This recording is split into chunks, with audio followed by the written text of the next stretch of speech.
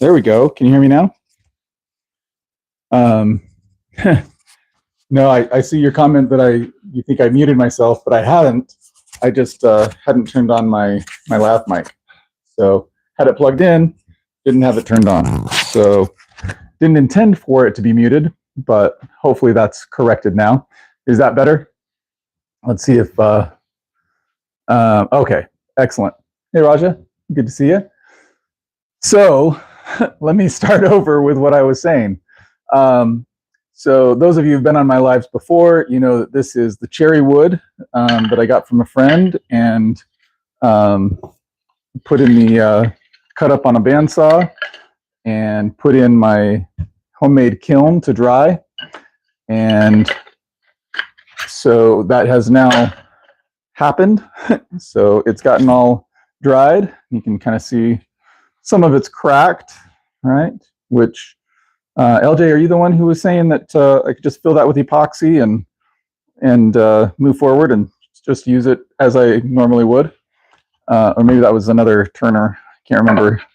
Can't remember who was telling me that that's an option. But either way, right now I'm just clearing the cherry wood out of the kiln because I've got some more wood to put in it. And that wood is from the willow tree that I extracted from our yard. Cut it down because I never wanted the willow tree there in the first place. And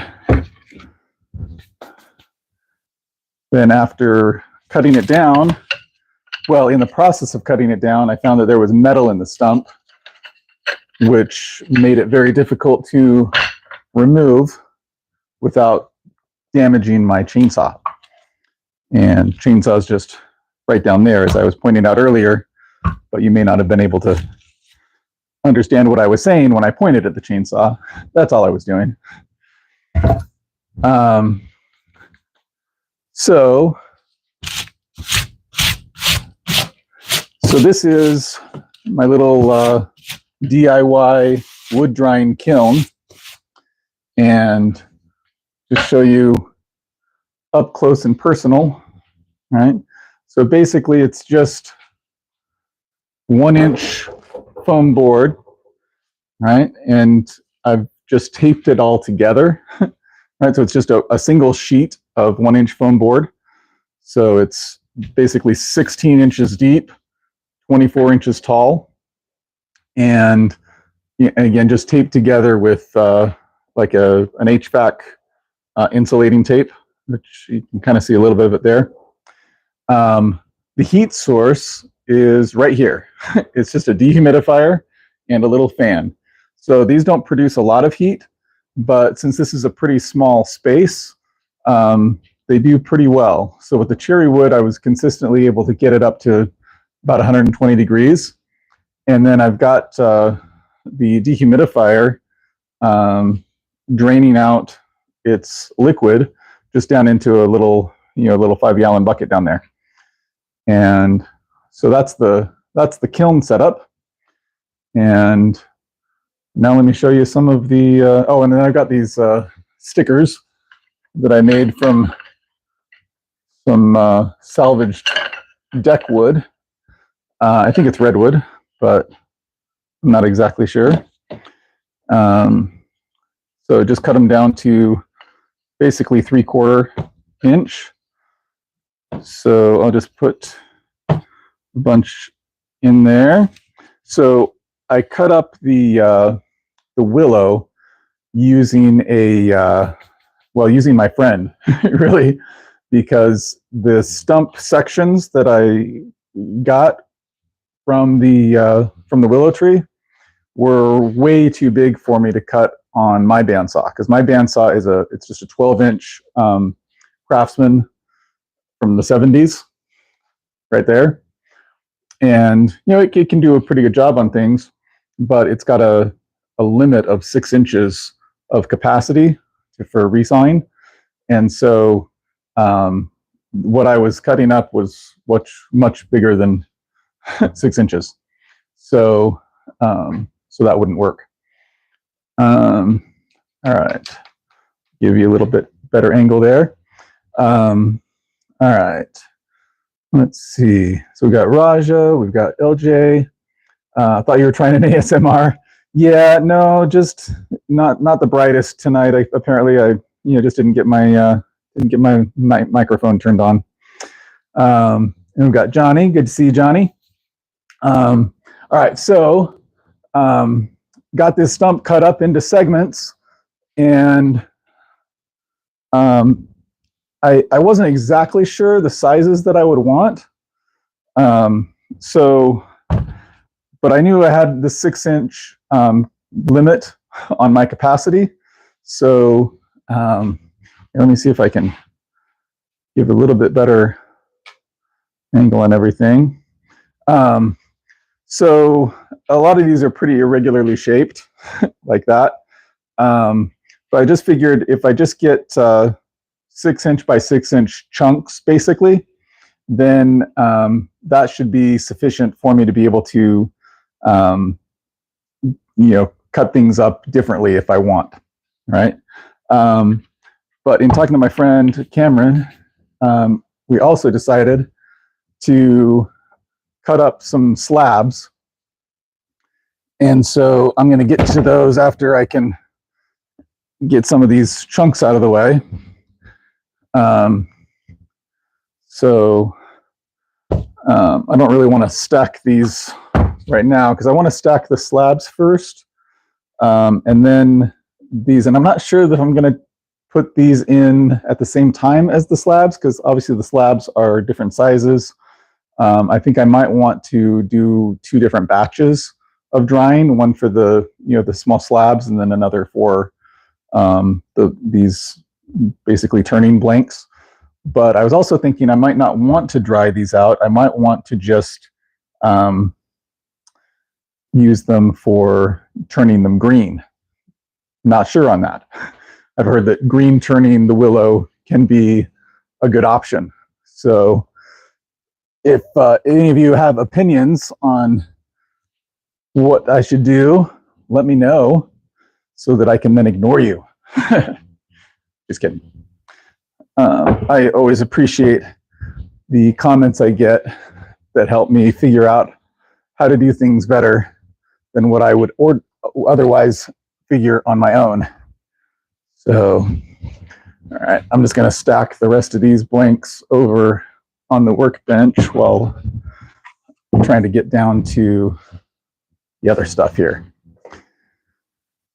All right, and I'm pretty sure none of these panels are wider than the 16 inches that I have on my kiln. So this goes 16 inches deep. I don't know if I told you this when my microphone was off or if I told you when it was on, but this kiln is 16 inches deep, 24 inches tall, and 48 inches wide. And so I can fit relatively wide boards, but obviously if it's more than 16 inches, no, I can't. So let's see, I'm gonna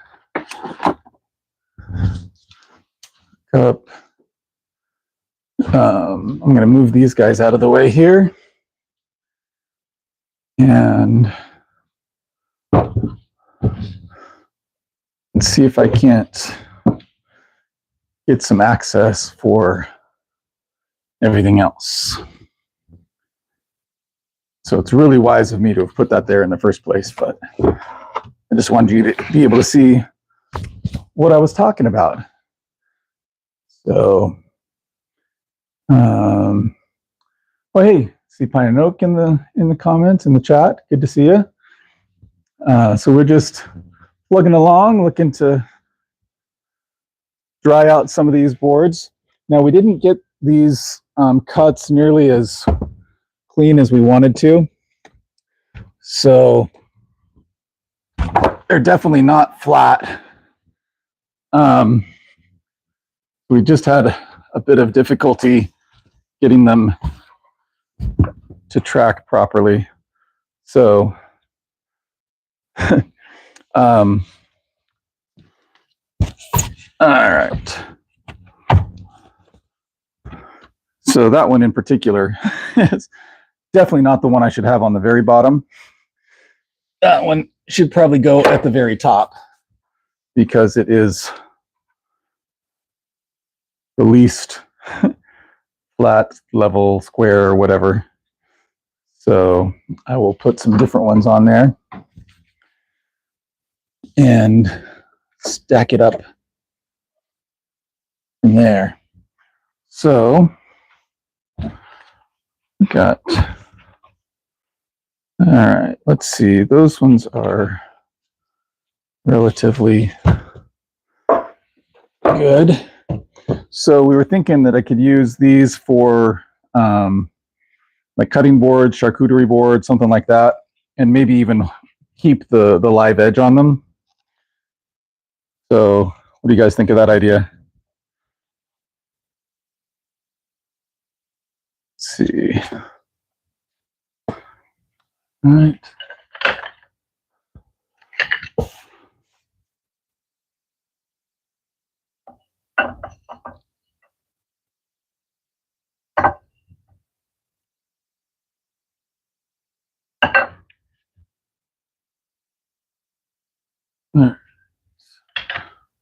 Get started on these.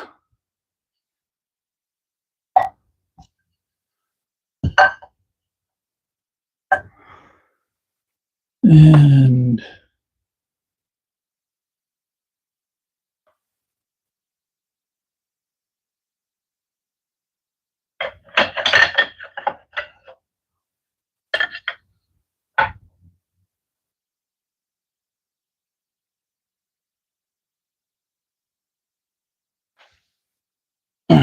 that one is also not that flat. Let me see what it, if I've got some other ones that are maybe a little bit better to put near the bottom.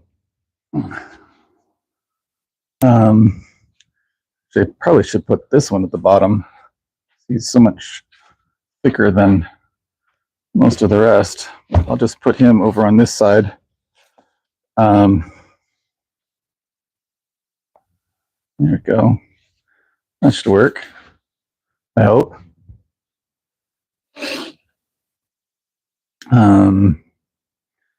Okay, LJ says it wasn't him. That's all right.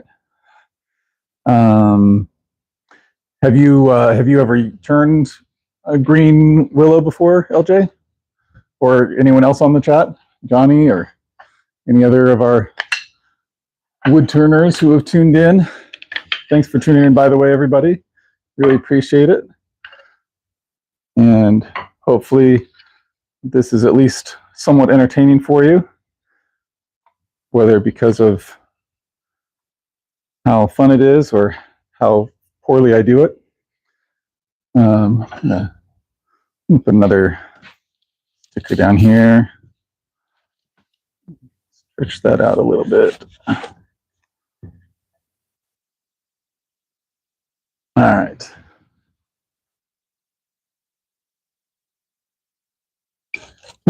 And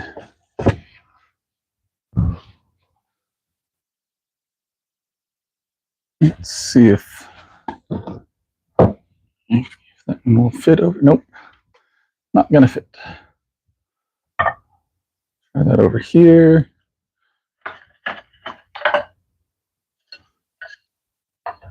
Try this one here.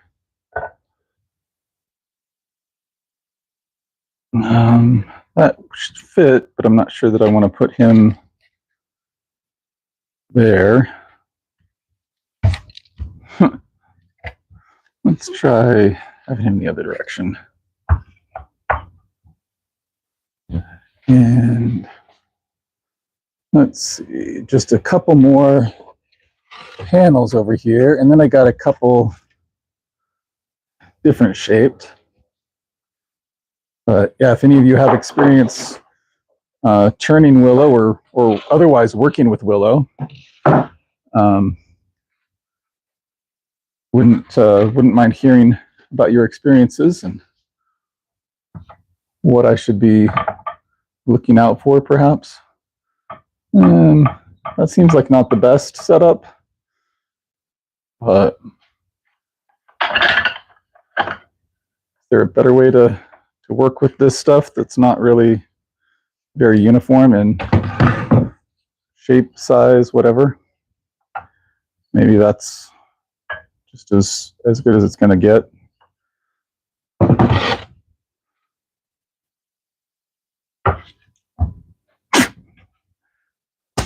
Funny. And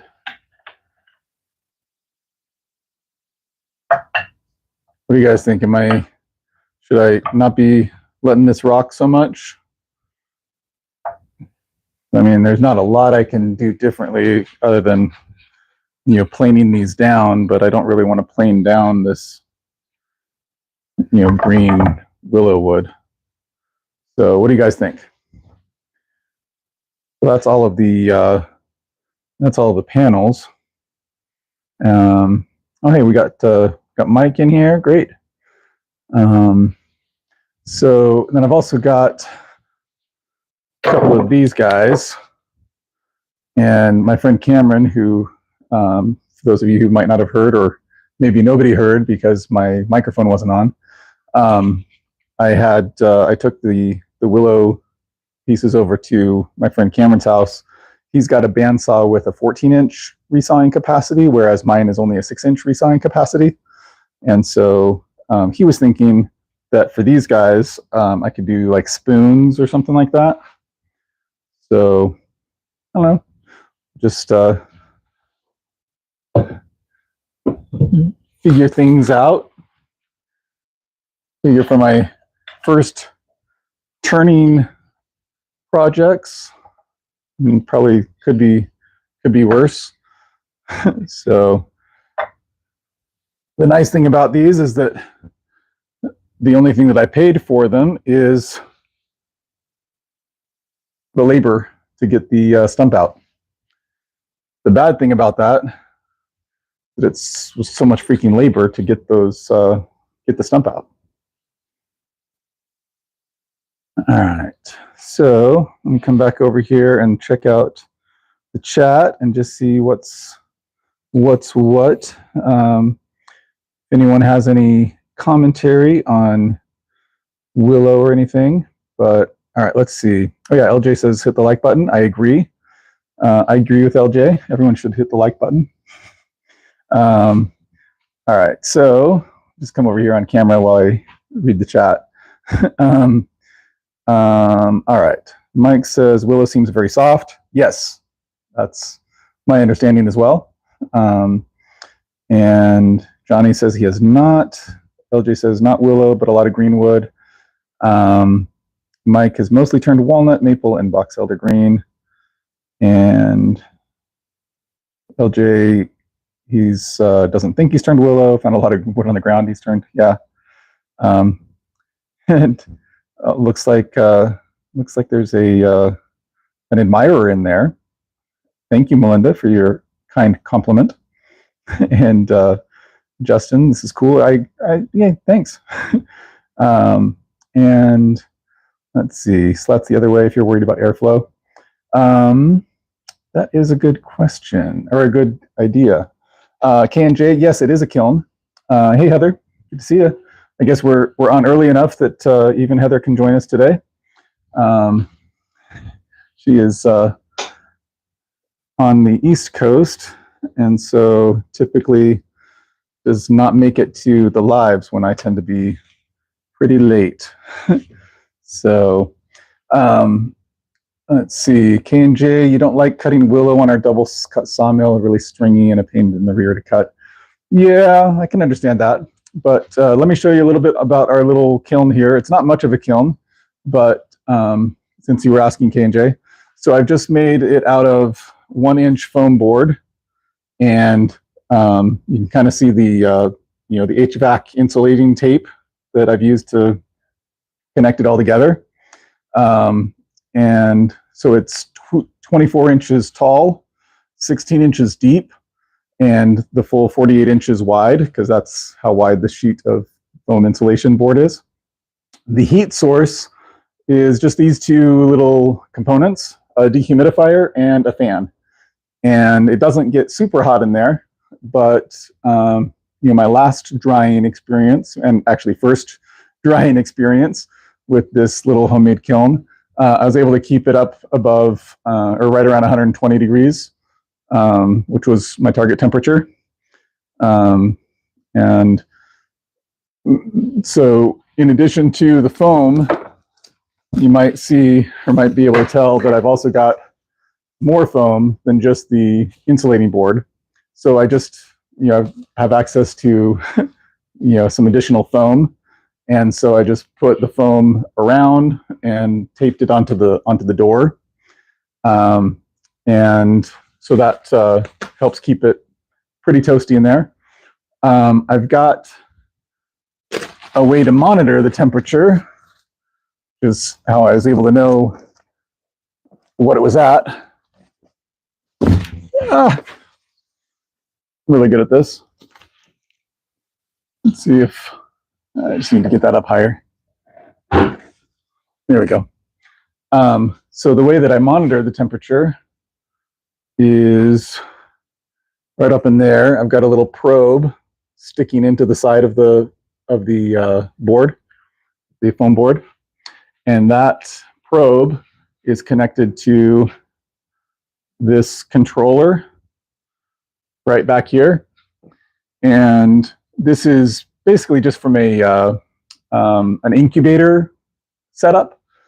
And so I've got two different settings on here, right? Or there's a bunch of different settings, but two different plugs, one for heating and one for cooling. So I don't use the cooling one on this setup, but I basically plug both of these into that heating side and then tell it what my target temperature is and what range I want it to be within. And if it gets too hot, then it will shut off the power to my dehumidifier and the fan. And that way it doesn't get too hot in there. So I can have a little bit more control. And then also just kind of know what my status is on everything. Before I get going on using the kiln though, I want to check the moisture level. So got a little moisture meter here that I was intending to use before stacking everything. And I should probably put it to softwood, right? Not hardwood. So it's showing this little thin board at 42.4%. And this thicker one, it was actually reading 75%, which seems excessive, but maybe accurate. Yeah. And then let's see if I take a look at these. Yeah. 59%. So yeah, this is it's pretty wet wood. So this tree was cut down several weeks ago, and the stump segments have just been sitting in my garage because I didn't have anything else anywhere else to go with them. But yeah, the dehumidifier pulls the moisture out. Obviously the fan helps to circulate. The dehumidifier has a fan in it too, but having the other fan just helps make sure we're getting equal heat and everything dispersed all the way around. And then on my dehumidifier, I've got this hose that exits the dehumidifier and just empties into a bucket down there.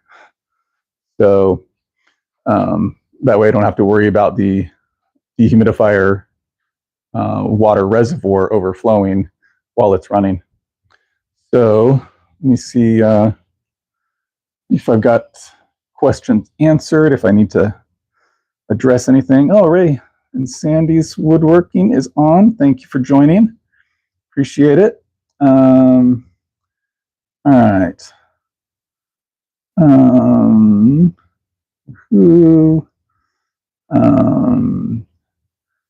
And Mike says he's seen those done with just a light bulb and a fan. Yes, that is true. I thought about adding a light bulb for additional heat if it was necessary, but where I was able to keep the kiln at 120 plus degrees, and this was before, you know, it's heated up as much as it has now. It's not really that hot today, but you know, last week before, it was getting into the 90s, and so this was before that, when it was, you know, in the 60s and 70s outside. I was able to get this into the 120s degree range. So I'm thinking it might be able to get even hotter now with just the dehumidifier and fan. But one thing that I might want to, or one reason I might want additional heat source, like a bulb, a heat lamp or a bulb, would be to treat for bugs, because, you know, at 120 degrees, I'm not really killing the bugs. So that might be a reason why I would want to get more heat. But for my purposes so far, I haven't really worried too much about that. Let's see. And yeah, Mike, I think having the dehumidifier is a better option than just having the bulb, because, you know, you're actively removing the moisture rather than just having the heat, because you can heat it up, and so that'll dry things faster, but you're still just, you know, have all the moisture in there. It's got to evaporate somehow, right? So, like, let's extract the water, and so the dehumidifier does a good job of that. And it, you know, and I got one that was, you know, doesn't take up a ton of space, so it's, you know, not you know, it's obviously less than 16 inches deep. So I've got more space back here. I've got a little bit of space in front here. I wanted to have room for the fans to, you know, kind of circulate. And so, anyway, so that's the kiln setup. And I'm thinking I don't really have a ton of room. I mean, I've got obviously more room right here, but I'm not sure that I want to try and stack the blanks in there. And since they're going to be a different size profile and maybe not dry the same way that these would dry, you know, it'll take a lot longer for those guys because they're just so much thicker. And I'm not sure that I want to dry them anyway. I might want to try turning them green. I think I'm going to just get this started as it is. So all I have to do there is, so I've got them plugged into a little extension cord, got that plugged into my meter over here. And let me turn this so you can actually see the meter. All right. And then let me just plug in that meter into the outlet. And it's reading 81.1 degrees right now, and 120 degree Fahrenheit target temperature. And if any of you want this, you know, Inkbird temperature controller thing, I've got that, you know, affiliate link for that in the description of the video, along with several of the other supplies and such that I'm using for this. So I think the dehumidifier is in there as well. So if any of you want to try this particular setup, you can just use those links. So then I'm just going to close this guy up. So the 81 degrees right now is what the probe is registering. I put the probe on the opposite side of the dehumidifier and fan on purpose so that I'd get a better overall reading. So I didn't want the probe right by the heat source. Put it on the opposite side so that, you know, it's probably a better indication of the temperature that I'm getting throughout the box. All right. So I should probably think of a better way to close this up, but I have just been using, you know, some tape here, and then over on this other side too, and then just kind of using this tow rope or whatever to kind of cinch it down a little bit.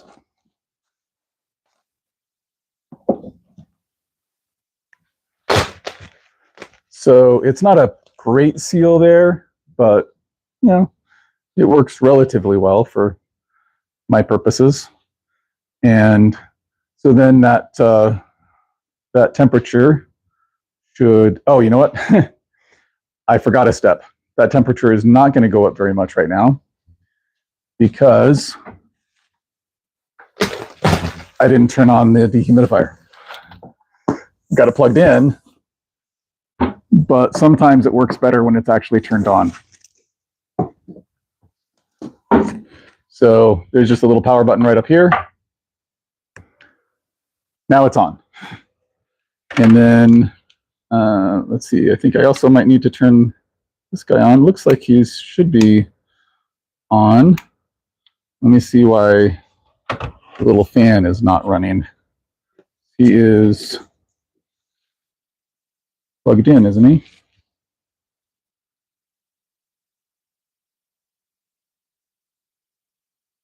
All right, so that's the dehumidifier plug. And the fan plug is this one. So definitely it's plugged in.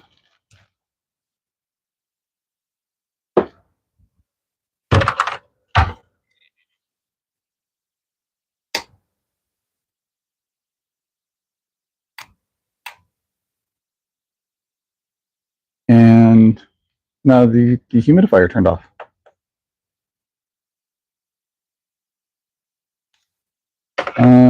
Everything turned off.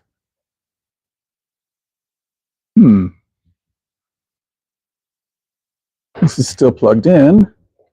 All right. Looks like I might have shorted the circuit somehow. Which is interesting because I didn't ever have that issue before. But let me track down the reset button on the what are they called? The special outlets that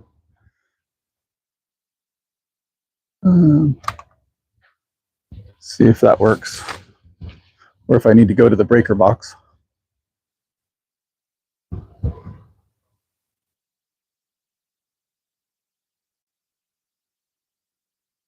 Okay, so that turned it back on. And let's turn on dehumidifier. That is on and running. You can know for sure because it's got a little reddish light. Actually, it looks like the light changes. So went from red to green. Maybe it'll go to some other color if we'll watch long enough. So if you like colorful dehumidifiers, that's one to consider. All right, but then why is my fan not working? So try turn it back on.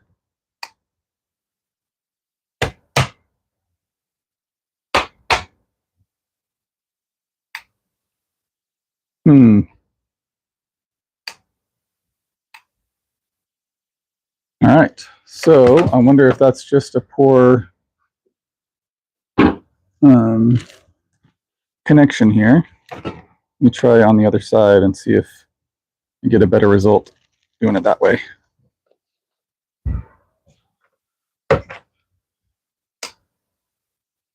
No, same result.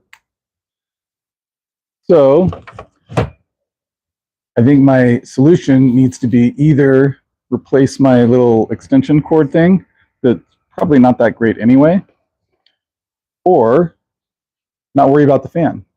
And my solution today is not worry about the fan, because I actually started off not using the fan when I was doing the cherry wood, and it did pretty well without it. So I will start without it, and I'll just diagnose it outside of the kiln and see how it does that way.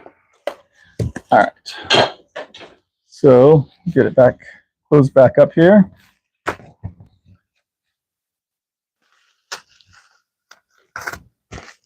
And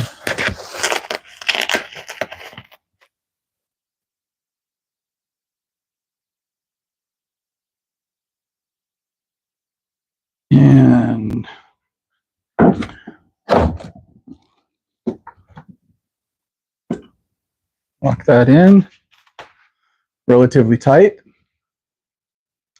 Okay. And okay. Pine is back. Excellent. And GFI outlet. Yeah, you're right, Kyle.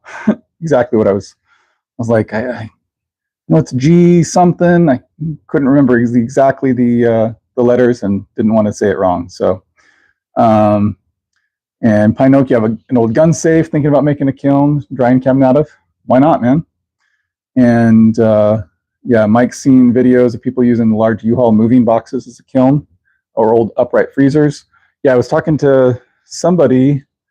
Who was I talking to recently? I can't remember if it was on YouTube or someone in real life, but someone got a freezer and they were going to make a wood drying kiln out of the freezer. So that's relatively common. You got a lot of insulative property in the freezer walls, so you don't have to use the foam boards. You got the structure, and so yeah, that can be a really good system if you're using a freezer or even an old refrigerator.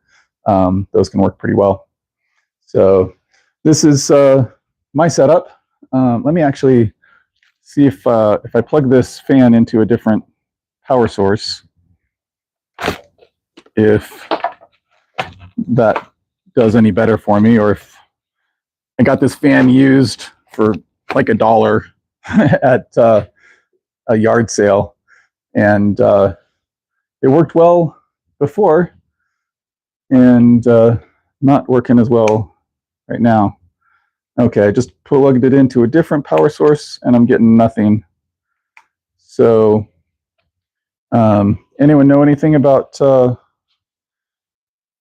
fans, getting them to work?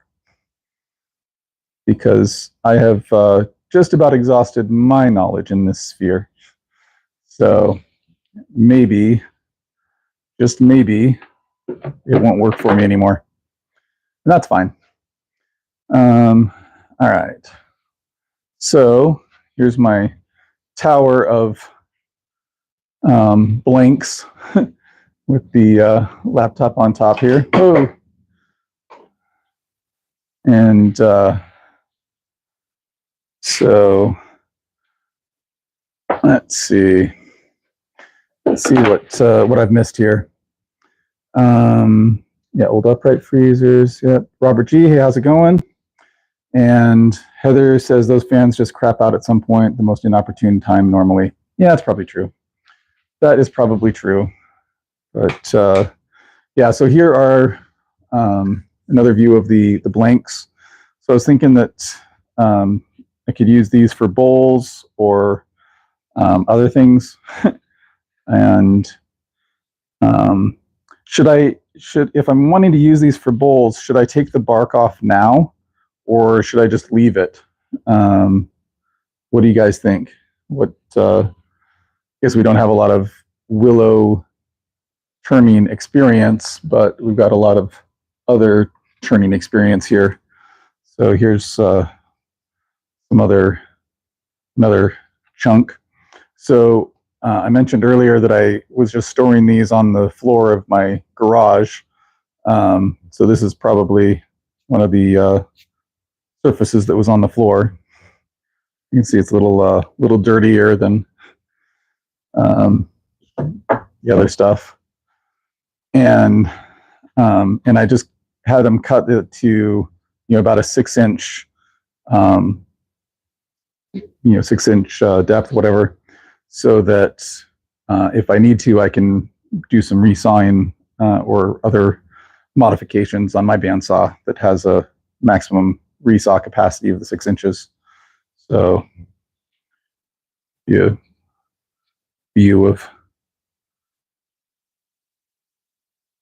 the wood here, and this is one of the outside segments, and so you can kind of see some of the checking that's going on, some of the cracking from just drying here in the garage. So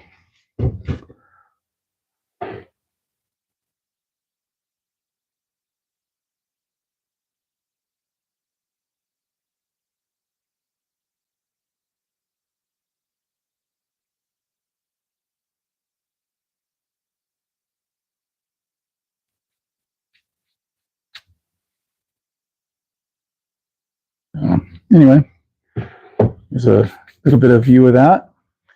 So if anyone has any questions on the kiln or the Willow or anything else, let me know. Daniel, hey, thanks for joining, man. And what's up is we're drying some willow wood.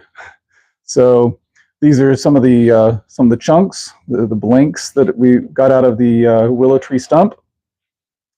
And then I've got a bunch of little planks that we cut up and put those just now into my wood drying kiln that I just made from a 1-inch thick foam board, a 4 foot by 8 foot.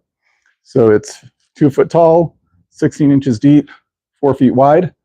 And then I've covered it with other foam, and you can kind of see these are just kind of loosely on top. And then I've taped a couple to the front just to try and have a little bit better insulative properties. And then I've got those, I've got a temperature controller set up in there. So I've got a probe that is poking through right up here into the kiln. And then I've got my temperature right now. We started at 81 degrees, and now it's up to 90.9. And got a target temperature of 120. And so we'll see how long it takes to dry those out. We were measuring, what was it, 50 some percent moisture, and then some of them 75% moisture. So very, very wet, even though they've been sitting in the garage for, the last few weeks.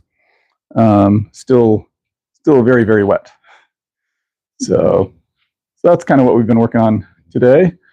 And I'm trying to decide whether I'm not going to put these in the kiln, these blanks in the kiln with those planks, those panels, because there's just too much to fit in there. But also these are, a different size profile. So these are going to dry a lot slower than those panels will. And so I don't want to put them in at the same time. And I'm not sure I'm going to put these in the kiln at all, because I might just try turning them green. So that's a possibility. Yeah, you can see some of the checking that was happening already on that guy. And you're down in here. So yeah. All right, I think I saw Flossie join the chat. Is that right? Yay, Flossie. Thanks for coming in. Let's see. All right, Daniel also says happy Father's Day weekend to everyone. Yeah, happy Father's Day to everyone. And let's see. Daniel says he got a willow tree for his 10th birthday. And what am I going to do with the willow wood? Yeah, so my plan is on this stuff, probably going to turn it on my new old lathe, which I talked about on a previous live. So that lathe is from probably at least, no later than 1938, I think. And so we're trying to get that ready to actually use. It runs, it works, but I think I want to change out the wiring. And then the other big issue that I want to do before using it is these two little ports here. I don't know if you can, how well you can see those. Those are for oil, and you can see how kind of gunky and grimy that looks, right? So I kind of want to clean out that oil reservoir, and then put in some clean, fresh oil, especially since that's the first thing that the manual says is that you want to make sure to use you make sure these are properly oiled before you're running it. So I don't want to destroy this by using it without appropriate lubrication, which is always a good idea. Don't use things without proper lubrication. Cause a lot of damage and no fun. And going back to Danny, you said you got a willow tree for your 10th birthday. Was that something you had asked for, or was that something that you got in spite of not wanting a willow tree? I'm on record as not caring for willow trees much at all, and so if you share my sentiment, then I'm sorry that happened to you for your birthday. If you are of a different mind, then maybe that was the best birthday gift you ever received. I don't know. So let me plug this guy in so that it stops shutting down on me. And then this is the fan that we were just talking about. I feel like I should just throw it, but maybe it can be salvaged, so I won't do that.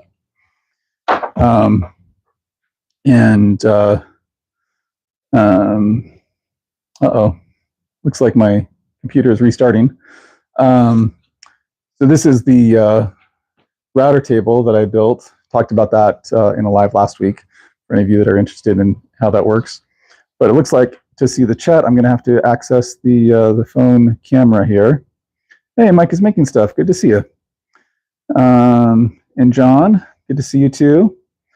All right, let me see what else I'm missing. Oh, small woodlot. Good to see you. And let's see, how far back do I have to go? All right, Johnny asks, how long did it take to dry the cherry? All right, so I've got a bunch of the unmilled cherry wood over here, right? And the cherry wood that I have actually milled up is over here. You can kind of see how that's looking. Which, some got some imperfections there, but overall it came out pretty nice, I thought. Show you some of the wider boards here, like that. And I got the cherry wood down to 8 to 10% moisture content within about 2.5 weeks in the kiln. It started around mid to high 30s to low 40s, and within 2.5 weeks it was down to 8 to 10%. And so that's some of the cherry wood. So I don't know how long the willow will take because it is wetter. We're starting off at in the 50s to 70% moisture content, and so I just don't know how long it'll take. It might take longer, but we're also, well, in some cases thinner, in some cases thicker. So it looks like the laptop restarted for some reason, and so I will get back on to be able to see the chat and still be on camera, even though maybe some of you prefer that I not be on camera while I look at the chat. I can understand that. And there we go. There we go. All right. And all right. So, all right. All right. Yeah, small woodlot asked about how the lathe is coming. So I talked about that a little bit. Need to switch out the wiring and clean out the oil reservoirs before I feel comfortable using it. But I've got lots of stuff to use it on, or use on it, rather. Let's see. We've got Daniel silently watched Mike's video last night. He might wish that I did the same instead of jumping in. And let's see, willow tree update. Yeah. Yep. The willow tree is extracted, right? The stump is gone. These are the remnants. I've got it all covered. Now, I should say the willow tree is not really gone because apparently willow trees never die, right? I've got, I don't know how many hundred starts that I've seen coming up in the flower beds and in the lawn because that willow tree is fighting to survive. And so that's fun. Let's see. Daniel says, read a book, said if you talk to the trees, they grow faster, and I had to test the theory. Okay, and did it work? I guess you'd have to have a control, right? So if you just have the one willow tree and you talk to it and it grows fast, then you don't really know how well it would have done if you didn't talk to it, right? So you'd have to have one willow tree of the same species that you don't talk to and one that you do talk to and see if there's any kind of difference. But even if there is a difference between the two, you can't really be sure that it's because of your talking. It might have been because of some other environmental issue or some other kind of confounding circumstance, right? So Pine and Oak asks about the birch trees. I have not tackled the birch trees yet. So we've got one in the backyard that was right next to where the willow was, and then another in the front yard that's really close to the foundation of the house. And it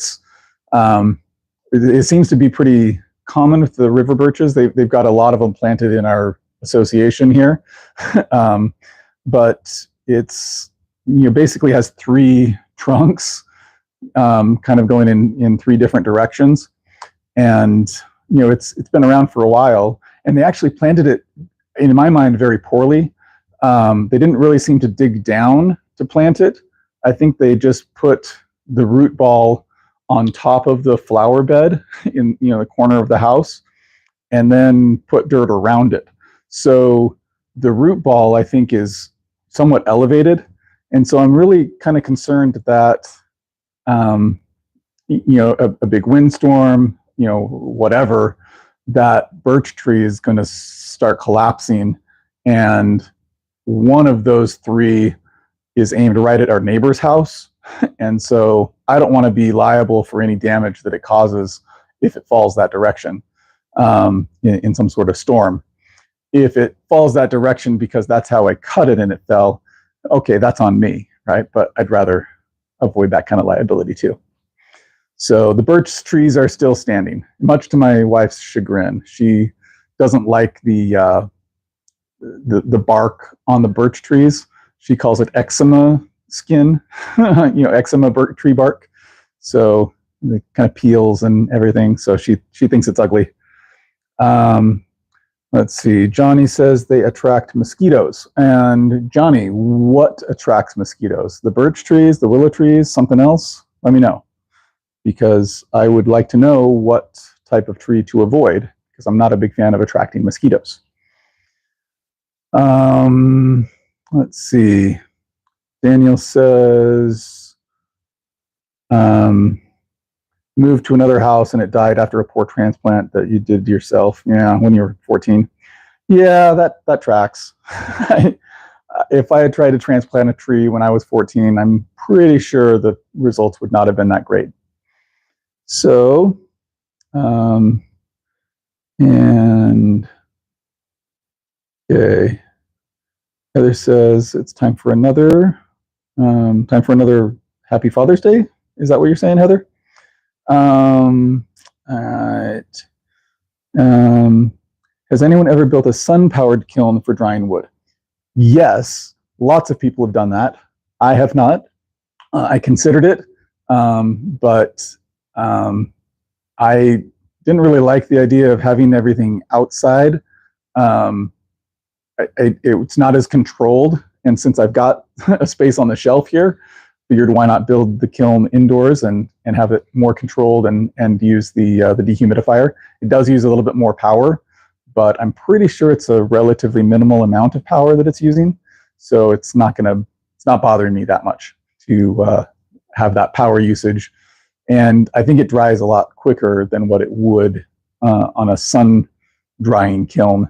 Although it depends a lot on, the conditions and everything for your sun drying kiln. If you're in full sun and in Vegas or, Phoenix, maybe you can get those to dry pretty quickly.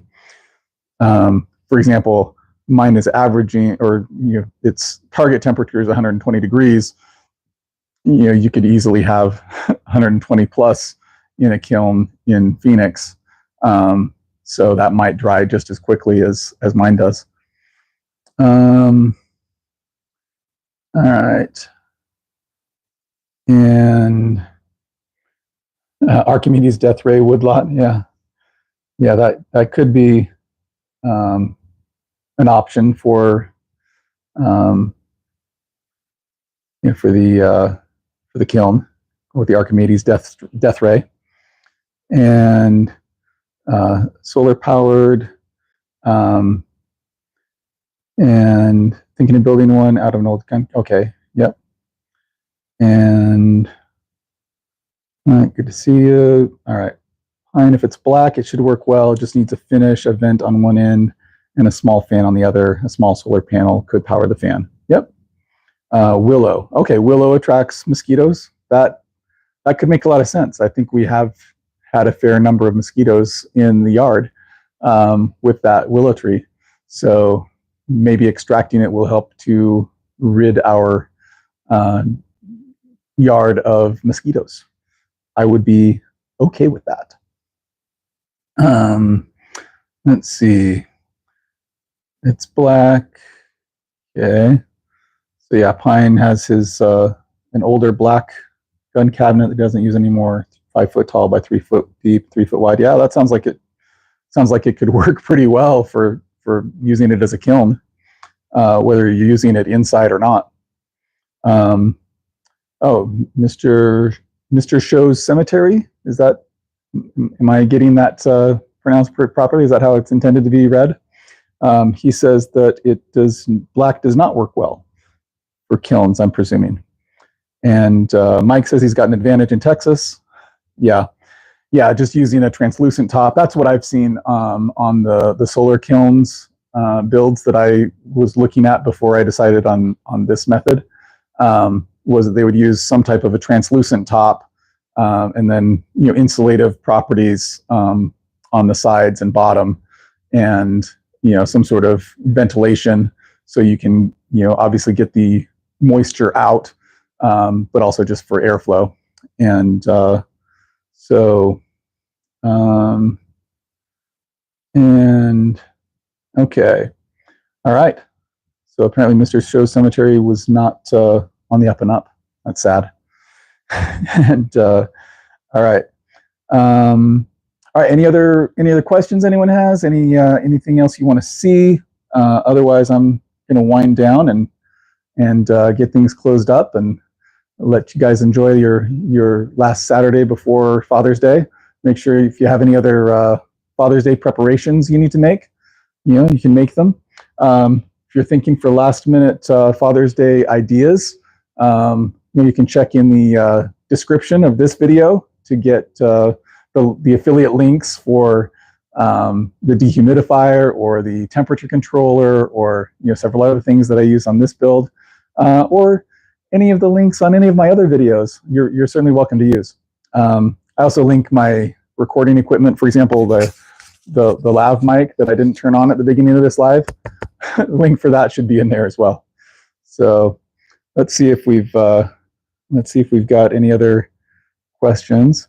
Okay, yeah, the dehumidifier, Pine. So I've got a dehumidifier that is working in the kiln, and I'm not sure how long it's been since we closed everything up and started it, but we were at 81 degrees, and now it's at 101 degrees with a target temperature of 120. Sorry for covering it up with my fingers there. A little clumsy, sorry. But let me just show you, the link for it should be in the description of this video. If you want to just check it out on Amazon. But here's the actual, clear off some of the dust there. Here's the actual dehumidifier. So I know it's less than 16 inches wide because I've got extra space over here. It's less than 24 inches tall, so I've got extra space here. And let me see if I can find the manufacturer name on it. It is, I just shut it off because of my tipping it over. Yeah, I don't see the name here.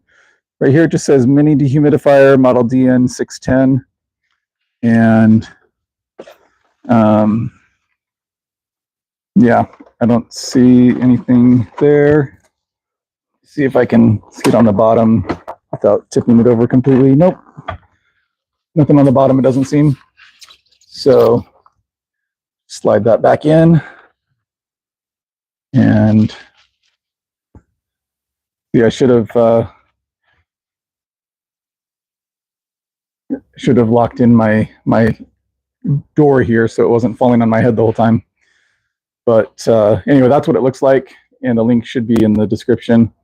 Now I bought it pre-tariffs, so think the label says that it was made in China, so it might be a little more costly today than it was when I bought it, but that's what it looks like.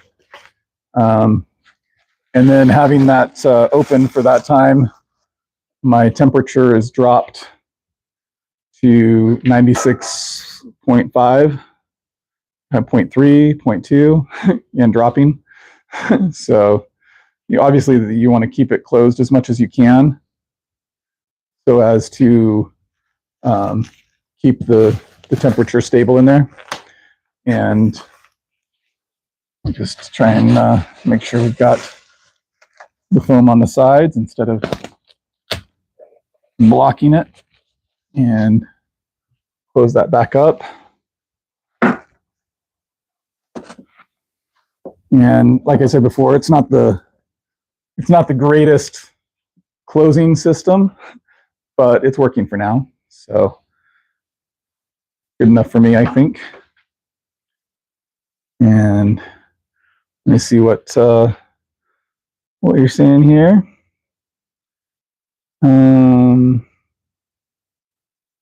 Okay. Mike says he's glad to have caught it before it's over. Yeah. Thanks for joining, Mike. Appreciate it. All right. Let's see. Looks like my video feed is not anywhere close to the live feed. So worried about what you're able to see here. Small wood lot, it says 64 satay sticks, clams, pork, and shrimp burgers, and dogs, along with kimchi. Father's Day is going to be on the grill and quite filling. And small wood lot, you're in Pennsylvania, right? Let me just think of how long it'll take me to get there. All right. And is my link an affiliate link? Of course. Dude, I'm all about making that sweet cash, man. So yeah, if you found something better or cheaper on Alibaba, yeah, I don't fault you for that. But if it's the same price, why not use the affiliate link? The dehumidifier, right? It's yeah, it should be an affiliate link in the description. So gonna be 3 to 4 generations of father at my sister's house tomorrow. Sweet. Dude, that's awesome. Having New Jersey. Okay. It's close to Pennsylvania, right? So I wasn't too far off. And yeah, that's pretty awesome though, having 3 to 4 generations of fathers at your sister's house. Unfortunately, we are limited at my house to 2 generations. So my father passed away quite some time ago, and actually before my grandfather passed away on my dad's side. My my mother's father passed away before my dad. So, and that's been a long time ago. So, yeah, if you're wanting to get some last minute Father's Day gifts, check out those affiliate links. Also, we talked in some other lives earlier this week and maybe last week. You don't have to buy things for Father's Day. Some of the best gifts are the ones that are made, that are created, and whether it's in a wood shop, just with artwork, something that conveys the love that you feel for that father or husband or whatever that relationship is. All right. Any other questions, concerns, jokes? And if not, I think I'll call it a day, and hope everyone has a wonderful evening and a great Father's Day. And we'll see you all next time. Thanks for joining.